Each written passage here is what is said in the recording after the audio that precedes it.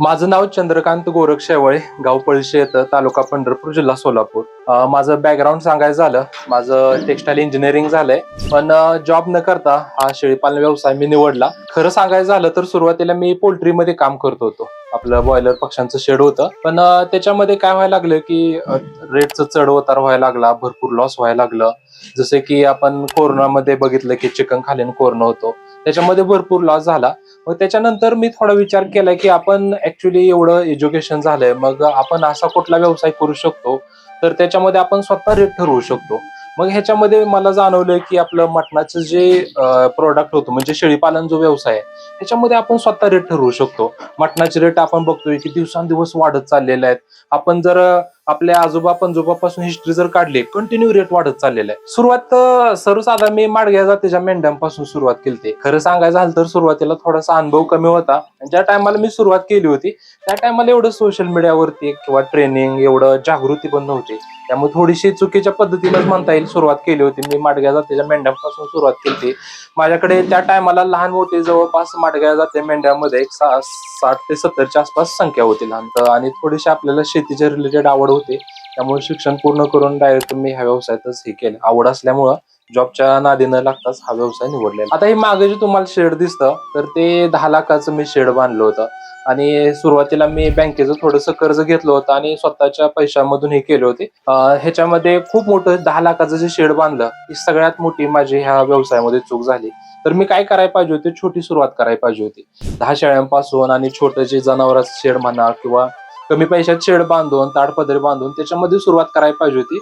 पण चुकीच्या पद्धतीने सुरुवात केली. बँकेचं कर्ज घेतलं, त्याच्यानंतर शेळ्या आणायला पैसे कमी पडले, व्याजाने पैसे काढले, व्याजाने पैसे काढून मेंढ्या घेतल्या, त्यात रोग झाला, त्याच्यातून व्याज वाढत भरपूर लॉस मध्ये गेलो. पण त्याच्यानंतर काय झालं, एवढं मोठं शेड चलन फिरतं राहीना, ह्याच्यामध्ये अडचण झाली. पण ह्याच्यातून पर्याय काढत टिकून सोल्युशन काढून हळूहळू मी आता ह्या व्यवसायात जवळपास 8-9 वर्ष झालं काम करतोय. तर सुरुवातीला कठीण काळ गेला, पण आता सध्या हा व्यवसाय चांगला जम बसलाय, चांगला प्रॉफिट होतंय. खरंच ह्याच्यामध्ये सांगायचं झालं तर माडग्या जाती मेंढ्यामध्ये काम केलं, ते कमी केलं मी. त्याच्यानंतर उस्मानाबादी शेळ्यामध्ये काम केलं, उस्मानाबादी शेळ्या आणि बिटलच्या बोकडामध्ये काम केलं. त्याच्यानंतर जवळपास 4-5 वर्ष ते कटिंग मध्ये मार्केटमध्ये काम केलं. आणि त्याच्यानंतर आता हा म्हणजे तुम्हाला मागे जे शेळ्या दिसतात तर ते बिटल जातीच्या शेळ्यांमध्ये मी काम करतोय. सध्या माझ्याकडे बिटल जातीच्या शेळ्या जवळपास 20 शेळ्या आणि एक 35 लहान पिल्लं आहेत आणि ब्रीडिंगसाठी 2 बोकड आहेत. म्हणजे आता मी काय केलंय की क्वांटिटी वाढवण्यापेक्षा आपण ह्या क्वालिटीमध्ये काम करायचं थोडंसं आहे. आणि जसं जसं क्वालिटी बिटलमध्ये मेंटेन करत करत मदर स्टॉकला जास्त नाही, 50 मदर स्टॉकला फ्युचरमध्ये शेळ्या ठेवायचं चालू नियोजन. आता ह्याच्या प्रॉफिटचं जर सांगायचं झालं, आता माझ्या फार्मवरची विक्री सांगतो. सर्वसाधारण एका शेळीला 2 पिल्लं होतात.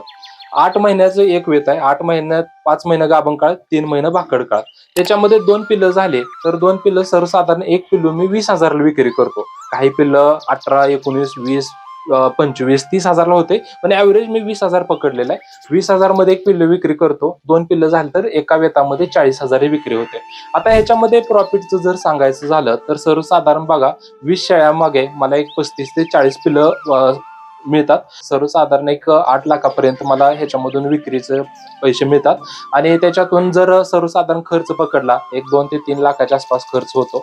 एक 5 लाखाच्या आसपास मला एक 8 महिन्यामध्ये ह्या व्यवसायामधून चांगला नफा मिळतोय.